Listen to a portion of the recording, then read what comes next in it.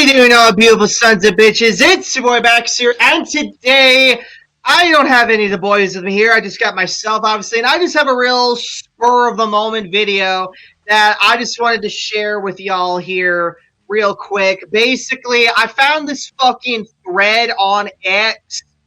It was so terrible. Like, I just have to fucking show y'all how terrible it is and also what a terrible idea it is. So, as you can tell by the video, let's just hop in it. So, as you can tell, we got this bitch right here on X, Isabella Amidala, and you can just tell, yeah, just look at this. Yeah, so she's like one of these fucking thoughts who's just like only here to be, as John would say, a social media fan. She's just here because, you know, she wants to fucking be a part of the clique, be in with the cool kids, doesn't really give a shit about Star Wars. And it absolutely proves when you read this fucking shit here. So let's look at her fucking pitch here. A 5+ season new Jedi Order animated series could help heal the divide in the Star Wars fandom. Now, maybe if this were the EU NJO series, maybe, even though it would still be made by Disney, so not really. But maybe before Disney came along, this could work. But not in today's world. Not with Disney still at the helm. It has the potential to add the context, character development, world building, and era expansion needed to fully flesh out the sequel era, just like the TCW did for the prequels. Oh man, you could not have picked a worse example than motherfucking TCW. I should know because on Phony Filoni Fridays, we're currently like 2/7 done with TCW, and it's not good at all. Doesn't expand anything about the prequels at all. Oh my god. So yeah, and yeah, like if she said the Clone Wars multimedia project, maybe she'd have a point here, but she didn't, so she's wrong. She's a fake fan, of course. So let's go down the fucking list here. Let's hear her reasonings right here. So here we go. Number 1, Luke's Jedi Academy. The biggest missing piece in the sequel era. Give us years of Luke rebuilding the Jedi Order, training students, exploring ancient Force lore, and wrestling with what a new generation of Jedi should become. This one right here is probably this one and many other ones later on down the list all have the same problem in that fleshing out Luke, a lot of like what happens in the sequel trilogy is kind of a fool's errand because we know where it ends up, and that's not in itself a bad thing, but what makes it even worse is that where it ends up are a whole bunch of universally reviled plot points that no one really wants to be reminded of at all. It's like, what's the point in building up Luke's Academy and all the students therein if they're all gonna fucking die? Luke's gonna end up as a lonely-ass hermit on some fucking island planet, and he's just gonna be a fucking crotchety old geezer who dies fucking, like using too much force power. There we go. Like, what's the point in seeing all this build up if we know where it ends up, and where it ends up we fucking hate? So yeah, that's just like one point so yeah, this point and among many others have the same issue here. Number 2, the OT heroes in their prime. One of animation's biggest advantages is letting us spend time with Luke, Leia, Han, Lando, Chewie, and the rest of the OT cast in their prime, something that's sadly no longer possible in live action. Like, this could work, again, if this were EU fucking, we were talking about here, but not Disney Star Wars. And again, we know where everyone ends up. Like, we already mentioned Luke, but Han and Leia divorce. They fucking split up the family. Han becomes a fucking deadbeat. Leia becomes a bitch, too obsessed with her work. And that stupid resistance crap. So again, no one is interested in watching how this plays out. We know where it all ends up, and where it ends up we fucking hate. And I don't think for a fucking second that Disney or anyone Disney could possibly, like any Disney employees or any freelancers they could hire, have the fucking writing chops to flesh it out to where we accept it. We're never going to accept it. You can't change our minds on this. All right, what's number 3? Ben Solo's fall. Instead of a few flashbacks, show Ben's entire journey, his friendships, struggles, relationship with Luke, and gradual manipulation by Snoke would make his fall truly tragic. Again, again, we know where he ends up. He becomes Kylo Ren anyway, and fucking we know he fucking saves his life to fall in love with Rey. So it's just not worth it. It's not fucking worth it.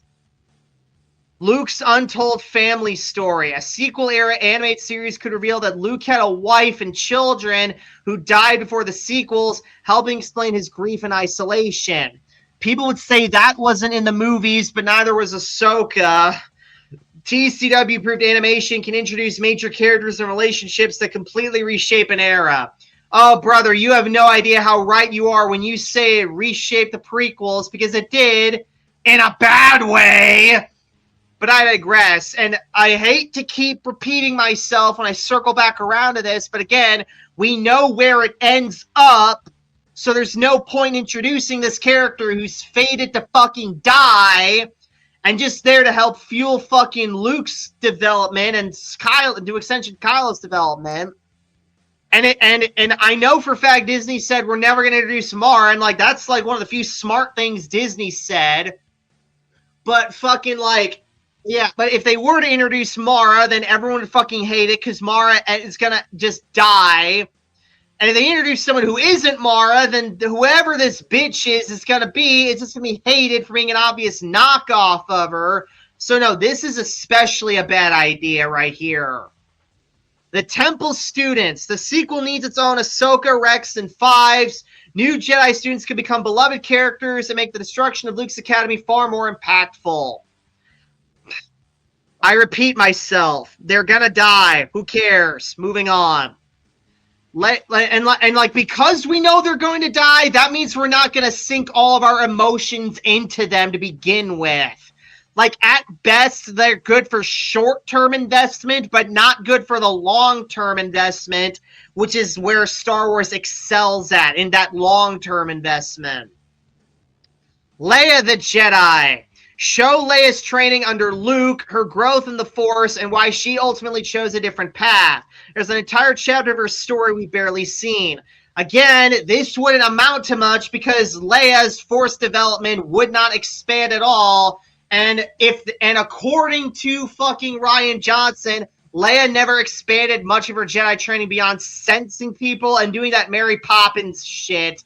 So Leia learning how to use a lightsaber or use the other Force moves, it wouldn't amount to much and would just amount to wasting time. The Knights of Ren. The Knights of Ren looked incredible, but were barely explored. Give them origins, personalities, rivalries, and a unique philosophy that sets them apart from the set. So finally, I get a new point here. So this point is especially bad when you factor in not just where they end up in the sequel trilogy, but also other Disney EU stuff, because other Disney EU stuff has already gotten around to like fleshing some of these guys out. So that point is meaningless. But then you factor in the simple fact that Disney Star Wars loves to ignore its EU a lot. Case in point, the example that I always bring up, fucking Henry Gilroy ignoring the fucking one-shot comic released before Rogue One that explored how Andor and K2 met. That got completely thrown out the window. So do you honestly think that like this 5+ season show is going to pay any attention to those books and comics? No. Fucking hell, because Dave Filoni, not just Gilroy, but Dave Filoni has set this standard, so why should anyone follow differently? Like, I know there's this fucker named Tava Ren in the comics That bitch is very likely not going to make it into the show due to Disney's propensity to throw their Disney books and comics out the fucking window. So all that they made is completely useless then. Oh, let's keep moving. And again, and like I said, we already know where the hell they end up in the sequel trilogy. They all get fucking murked. They're all jobbers to fucking Kylo and Rey. So it doesn't fucking matter. Finn's origin story. Finn has one of the most compelling backstories in Star Wars. Show his childhood, First Order indoctrination, friendships, and the moments that led him choose compassion over conditioning. Again, it doesn't. I repeat, we know where he ends up. It ends up terribly, and no one is hungry for more of him, aside from Disney shills and fake fans like Drinker and Mahler who say, "Oh yeah, he was pretty interesting." Yeah, he wasn't. The First Order Stormtrooper program. Explore how children were abducted, trained, and indoctrinated and turned into soldiers, as well as soldiers that defected. It can be one of the darkest, most fascinating stories in the entire saga. That's just better left for fucking data entries and fucking RPG rule books. It's not really worth, like, going into it at all. Poe Dameron's family legacy. Poe's parents fought for the rebellion and were heroes of the Battle of Endor. His mother fought in the sky as a pilot, while his father served on the ground alongside Han Solo Special Forces. Their story could bridge the gap between the OT and sequel era. Again, we know where Poe ends up. We know where these characters end up. And hey, look, there's the fucking page from a Disney comic right there. What do you know? And The Rise of Skywalker already ignored Poe's backstory as displayed in an earlier book, so they'll definitely ignore these characters' backstories in whatever comic this is. The New Republic. The sequels barely show the galaxy the heroes built. Explore New Republic politics, corruption, demilitarization, and the mistakes that allowed the First Order to rise. Again, they're just going to throw out more fucking Disney books like that piece of shit Bloodline novel. And isn't the Ahsoka show already trying to do that? Also, The Mandalorian. So this is just something that other Disney shows are already doing. So that doesn't matter at all. Palpatine's Shadow Empire. Show what Palpatine was doing behind the scenes after Endor, including Exegol, experimenting with cloning, creating Snoke, and setting his contingency plan to motion decades before The Force Awakens. Again, we know where, say it with me, everyone, we know where he ends up, and where he ends up is terrible, so no one wants to see more of this. Rey's family origins. Explore the creation of Rey's father's escape from Exegol, the hunt for Rey's family, and the sacrifice made to keep her hidden from the Empire. We know where their story ends up, and where it ends up is terrible, so seeing more of this is needless. How Maz got the Skywalker saber. One of Star Wars' greatest unanswered questions deserves an answer. How did Maz Kanata end up with the most iconic lightsaber? The only way this can end up is if the answer is incredibly either really simple, to where so simple it shouldn't stay in the movie, or stupid. Take your pick. Adventures in the Unknown Regions. The sequel era needs its own frontier. Ancient Force mysteries, lost civilizations, strange phenomena, and unexplored worlds could massively expand the galaxy. Okay, finally, new fucking point here. This point right here will not amount to much at all, because any of these fucking mysteries or whatever the hell else they could introduce in there will have no payoff at all in the sequel trilogy, and presumably not even in that fucking Starfighter movie they're making, or anywhere in The Mandalorian. Or whatever the hell. This isn't gonna have any payoff anywhere in there. So all these adventures that could result in this will just amount to fucking filler. Entirely new plot points, not just filling gaps, but giving us actual new stories. A sequel-era animated series could introduce major arcs, characters, and mysteries that didn't exist in the films at all, expanding the galaxy in ways the movies never had time for. Again, I repeat, None of these adventures are going to have any payoff in the fucking sequel trilogy, and presumably not in anything else going forward. So all these adventures will amount to is filler. The sequels aren't unsalvageable, but they're underdeveloped. No, they're unsalvageable because they're underdeveloped. There's a difference between a bad story and a story that was never given the time, space, and connective tissue to fully breathe. Oh, so I guess like nearly an entire decade to develop, because remember, they were conceiving at TFA in 2013 or 14 or so, and then they released Rise of Skywalker in 2019. So that's like nearly a whole decade right there. That's like a 7-year period to develop it all in advance. And they fucking did not. Space. So I guess getting rid of the entire expanded universe was completely wasteful then, because that would have given them plenty of space. Remember, when they ditched it all and dubbed it all Legends, they only had the 6 movies and fucking TCW to work with. So apparently, no, the sequel trilogy still needs fucking space, guys. Still needs space to develop. And connective tissue to fully breathe. So I guess being connected to the like 6 of the most popular movies in the world isn't enough connective tissue, apparently.